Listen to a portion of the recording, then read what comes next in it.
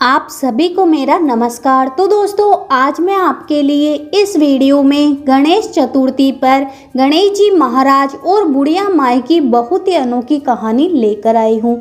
तो प्रेम से बोलिए गणेश जी भगवान की जय हो। दोस्तों, एक समय की बात है, एक गांव में एक बुढ़िया अम्मा अपने 3 बेटों के साथ और उनकी पत्नियों के साथ एक घर में रहा करती थी। बुढ़िया माई की काफ़ी उम्र हो चुकी थी, जिस कारण से वह काफ़ी ज़्यादा बीमार रहती थी और चलने फिरने में उसे दिक्कत भी होती थी। वह बुढ़िया माई हमेशा श्री गणेश जी महाराज की पूजा आराधना करने में लगी हुई रहती थी। बुढ़िया माई का मानना था कि उसे मरने से पहले श्री गणेश जी महाराज के दर्शन हो जाए। विघ्नहर्ता भगवान श्री गणेश जी महाराज के दर्शन के कारण वह बहुत सारे मंदिरों में जाया करती थी और वहां पूजा आराधना किया करती थी। एक दिन बुढ़िया माई भगवान गणेश जी के मंदिर में जाती है और वहां पूजा पाठ करती है।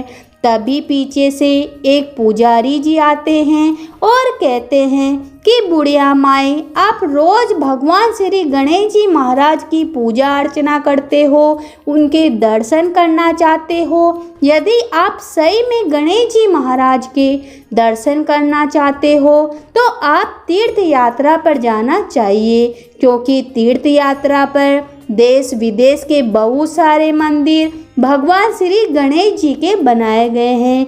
वहां दर्शन करके शायद आपको कुछ लाभ मिल जाए। बुढ़िया अम्मा वहां से आती है और घर आकर अपने बेटे से कहती है कि मुझे तीर्थ यात्रा पर जाना है। तीनों बेटों मिलकर उनकी टिकट अथवा जाने का सारा इंतजाम कर देते हैं। जाने के वक्त में सब कहने लगते हैं कि माँ, अगर हम में से आपके साथ कोई और जाएगा तो आपको आने जाने में दिक्कत नहीं होगी। अभी बुढ़िया माई कहती है कि कोई बात नहीं, मैं अकेले ही चली जाऊंगी। तभी फिर उसे छोड़ने के लिए बेटा जाता है और बुढ़िया माई तीर्थ यात्रा पर निकल जाती है। वह तीर्थ यात्रा पर काफ़ी दिन हो गए।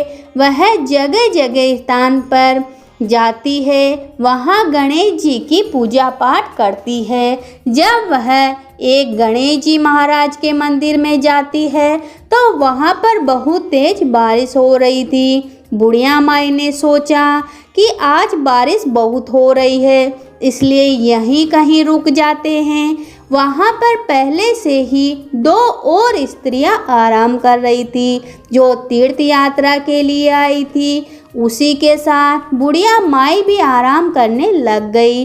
जब बहुत रात हो गई और ठंड बढ़ने लगी तो तीनों कहने लगी कि आज तो चादर निकालना ही पड़ेगा। तीनों अपनी अपनी चादर को ओढ़कर जब सो रही थी, तभी गणेश जी महाराज उनकी परीक्षा लेने के लिए एक भिखारी बारिश में भीगा हुआ बनकर आते हैं और कहते हैं कि हे बुढ़िया माई, मुझे बहुत जोरों की ठंड लगी है, क्या किसी के पास कोई चादर हो तो मुझे दे दीजिए।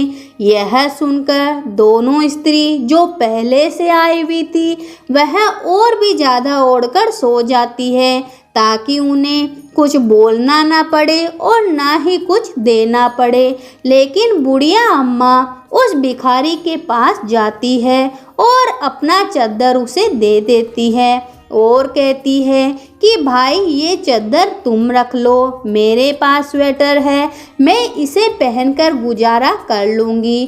फिर वह भिखारी उसके सामने गणेश जी महाराज के रूप में प्रकट हो जाते हैं। भगवान श्री गणेश जी महाराज कहते हैं कि हे बुढ़िया माई, मैंने तुम सभी की परीक्षा ली, लेकिन तुम सिर्फ इस परीक्षा में सफल हुई हो, बाकी ये दोनों कोई परीक्षा में पास नहीं हुई है। गणेश जी महाराज के दर्शन पाकर बुढ़िया माई उनके चरणों में गिर पड़ी और उनसे मोक्ष की प्रार्थना करने लगी। तभी गणेश जी महाराज कहते हैं कि हे बुढ़िया माई, मैं तेरी भक्ति भावना से बहुत प्रसन्न हूँ। बोल तुम्हें क्या चाहिए, मैं तुम्हारी हर मनोकामना पूरी करूँगा।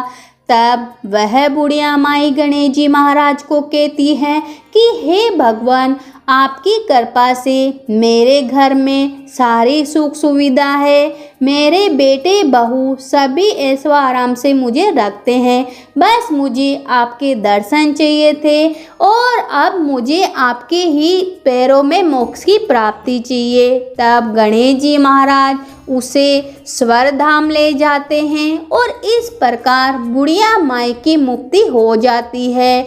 बुढ़िया माई को मोक्ष मिल जाता है। हे गणेश जी महाराज, जैसा आपने बुढ़िया माई पे कृपा करी वैसे सब पे करना।